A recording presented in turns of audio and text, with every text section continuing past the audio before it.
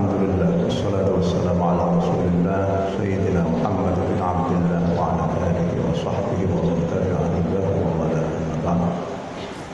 Ma'asyiral hadirin rahimakumullah. Kita senantiasa bersyukur kepada Allah Subhanahu wa taala karena sampai pada detik ini kita diberikan taufik dan inayah dari Allah Subhanahu wa taala sehingga kita bisa melaksanakan salat subuh berjamaah di masjid yang kita cintai ini, dan semoga saja amal kita semua diterima oleh Allah Subhanahu wa taala. Topik kita pada pagi ini adalah rahmat Allah Subhanahu wa taala kepada manusia. Allah Subhanahu wa taala adalah zat yang Rahman dan Rahim. Dan hal itu kita lihat dari setiap permulaan surah dari surah-surah Al-Quran itu yang berjumlah 114 surah, semuanya dimulai dengan basmalah, Bismillahirrahmanirrahim, kecuali satu surah saja, yaitu surah Bara'ah atau surah Taubah, itu tidak ada basmalahnya, langsung bara'atun minallahi wa rasulih. Tapi walaupun di dalam surah Taubah itu tidak ada, ini digantikan oleh kata-kata Bismillahirrahmanirrahim pada surah An-Naml, innahu min Sulaiman wa innahu bismillahirrahmanirrahim, sehingga jumlah basmalah di dalam Al-Quran tetap 114 surah. Ini falsafahnya apa itu? Allah Subhanahu wa taala memulai setiap surah itu dengan basmalah. Falsafahnya adalah bahwa semua apa yang ada di dalam kandungan setiap surah itu adalah berlandaskan karena rahmat Allah Subhanahu wa taala yang demikian besar kepada manusia. Jadi ini laksana merupakan judul dari setiap surah. Seakan-akan Allah mengatakan, ketahuilah wahai manusia, di mana Al-Quran diturunkan kepada kamu sekalian, akan aku berikan kepada kamu satu bimbingan keagamaan, bimbingan kehidupan kepada kamu sekalian, karena dasar rahmatku kepada kamu sekalian.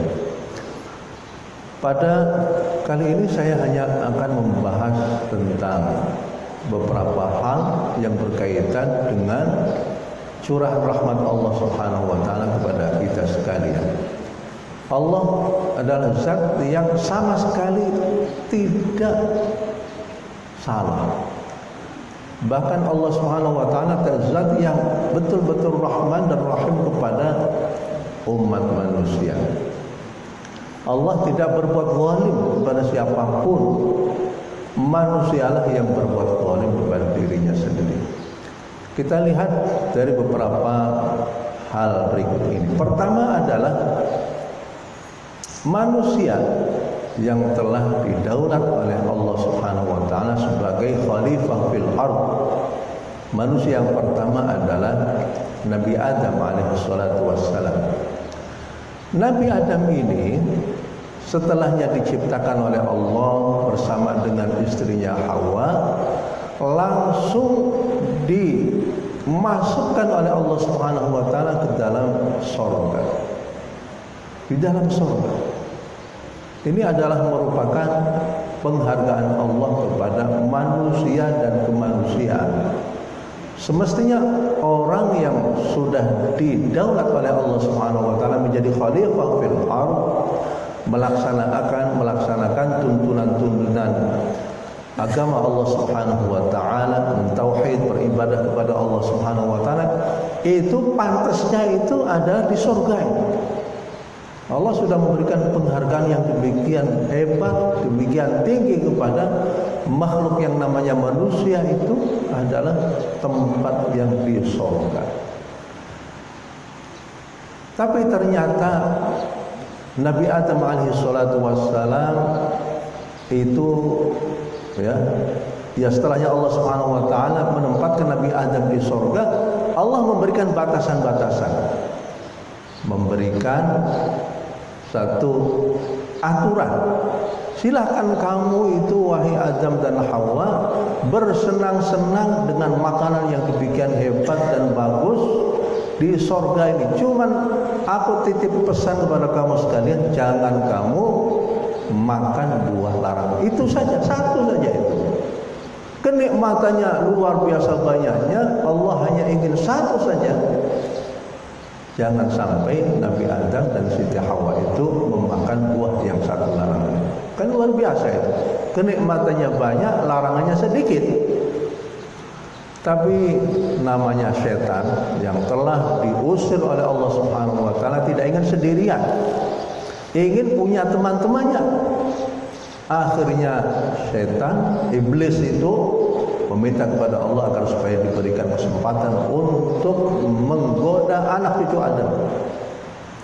Akhirnya Allah memberikan kesempatan kepada setan untuk melakukan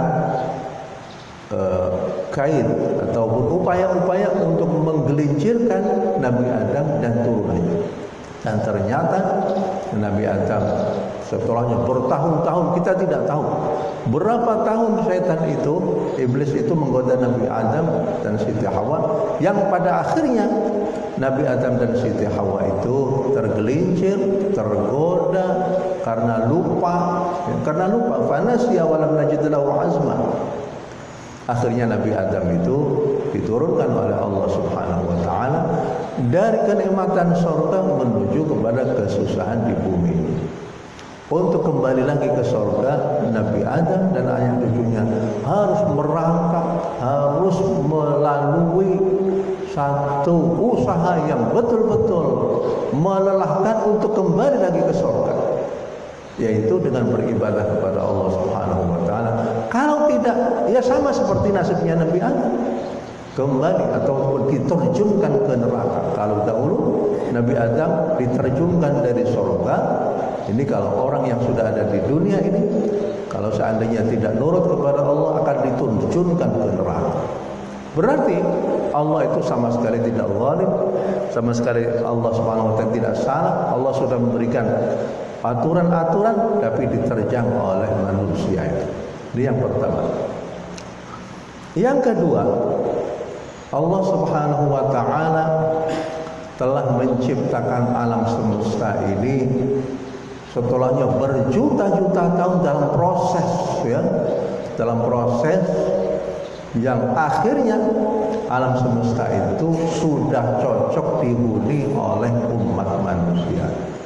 Bagaimana proses Allah Subhanahu wa taala menurunkan berbagai macam benda-benda langit menghantam bumi ini yang terdiri dari partikel-partikel yang sangat halus sehingga akhirnya meresap ke dalam bumi, dan ada yang menjadi besi, ada yang menjadi perak, ada yang menjadi emas. Ini melalui satu upaya, melalui satu tahapan-tahapan yang lama sekali sehingga akhirnya manusia bisa mendapatkan hal-hal yang bermanfaat bagi dirinya ini. Semuanya itu diciptakan oleh Allah Subhanahu wa taala melalui bertahun-tahun, berjuta-juta tahun dalam rangka untuk menyediakan fasilitas kepada umat manusia, mulai dari oksigen sampai semua flora dan fauna, air dan lain sebagainya. Tapi ternyata manusia tidak bisa mempertahankan kenyamanan bumi ini sehingga akhirnya terjadilah keserakahan yang dilakukan oleh umat manusia. Udara yang tadinya steril akhirnya terkontaminasi. Begitu juga air yang tadinya bagus terkontaminasi. Begitu juga darat yang tadinya bagus akhirnya terkontaminasi.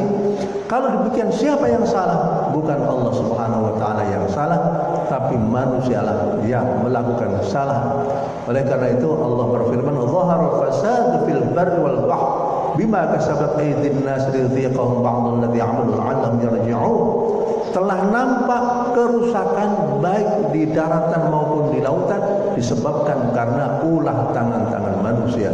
Allah tidak zalim, manusialah yang zalim terhadap dirinya sendiri.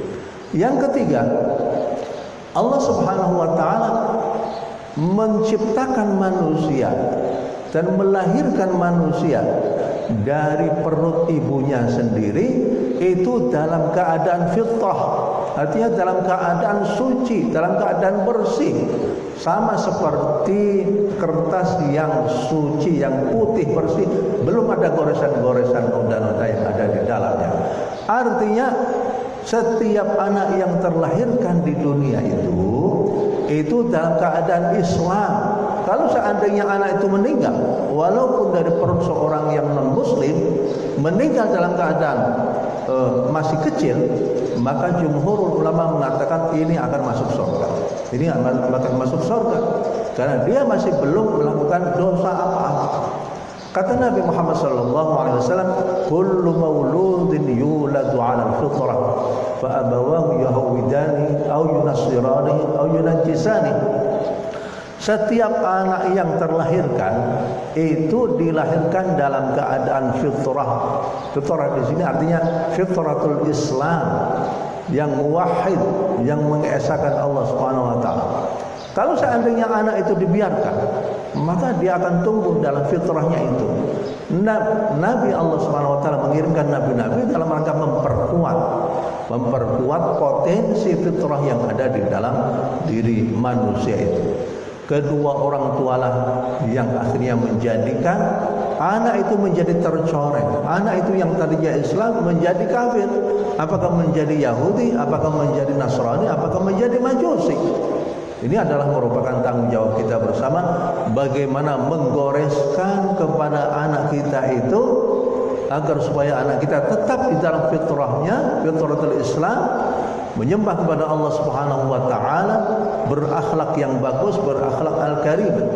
Karena pada dasarnya manusia itu mempunyai akhlak yang bagus.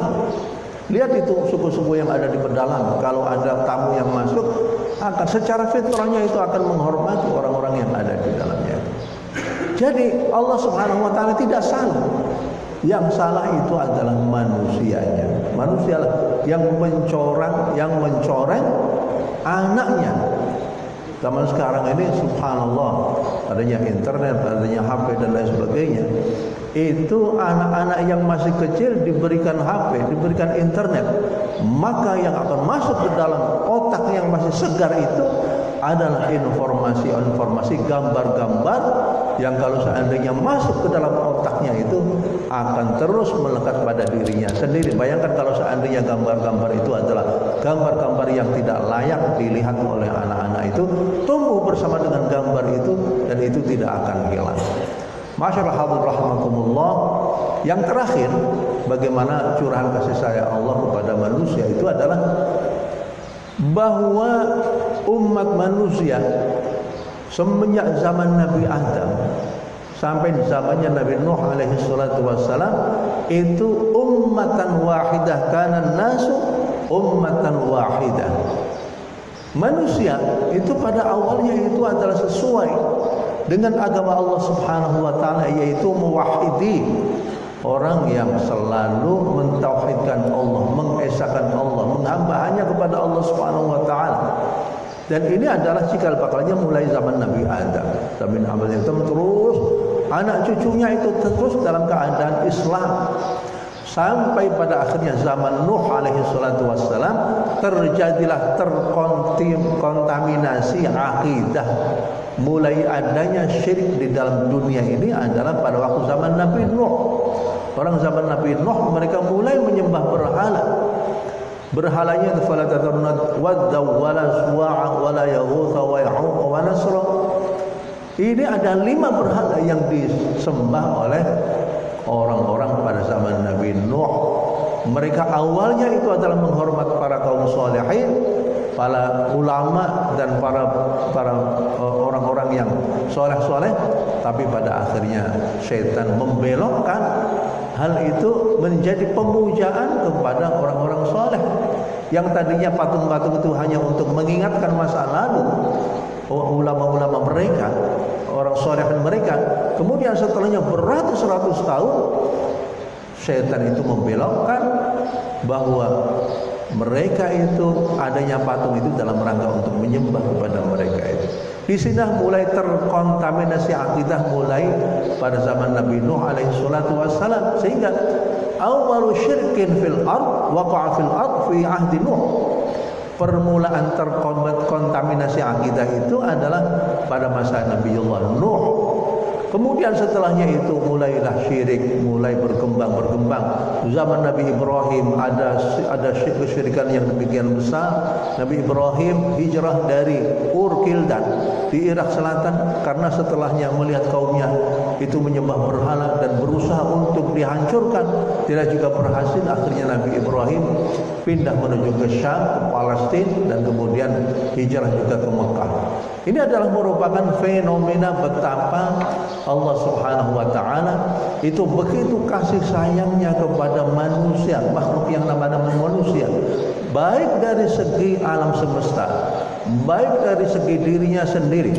Lain satu lagi saya ingin mengungkapkan, manusia itu pada awalnya dilahirkan oleh ibunya dalam keadaan sehat walafiat, matanya masih bagus, telinganya masih bagus, paru-parunya masih bagus, jantungnya masih bagus, semuanya masih bagus.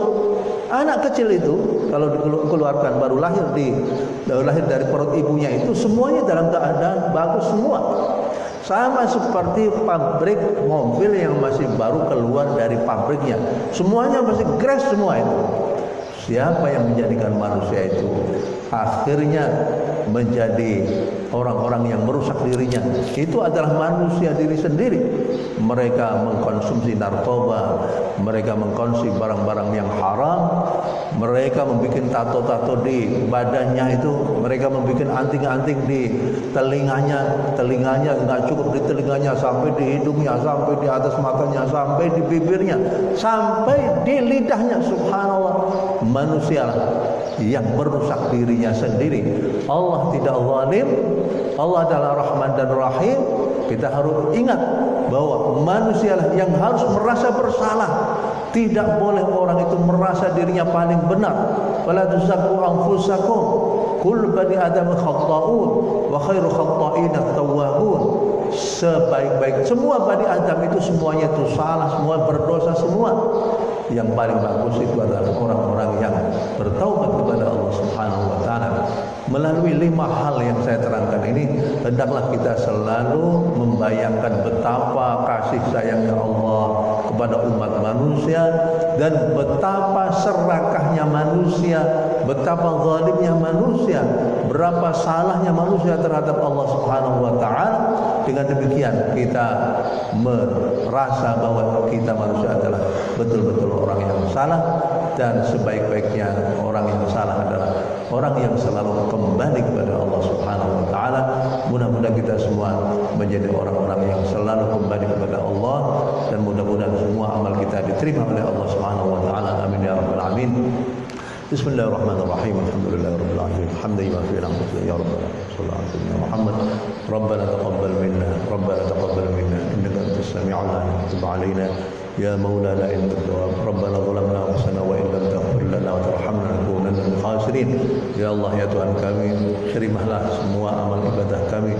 Ya Allah, jadikanlah amal ibadah kami menjadi amal ibadah yang betul-betul ikhlas karena-Mu ya Allah.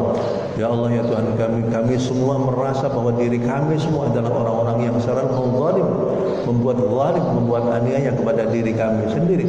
Oleh karena itu terimalah taubat kami. Kami merasa salah, dan oleh karena itu kami merasa bahwa kami banyak dosa kepada-Mu. Terimalah taubat kami. Rabbana atina fid dunya hasanah wa fil akhirati hasanah wa qina adzabannar. Wa sallallahu ala sayyidina Muhammad walhamdulillahi rabbil alamin. Wassalamu alaikum warahmatullahi wabarakatuh.